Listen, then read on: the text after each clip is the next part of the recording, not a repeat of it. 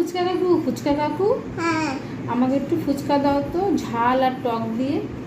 না দেবো না, কেন? ওখানে খাও। মা ওই দোকানে ভালো না, তোমার দোকানে ভালো।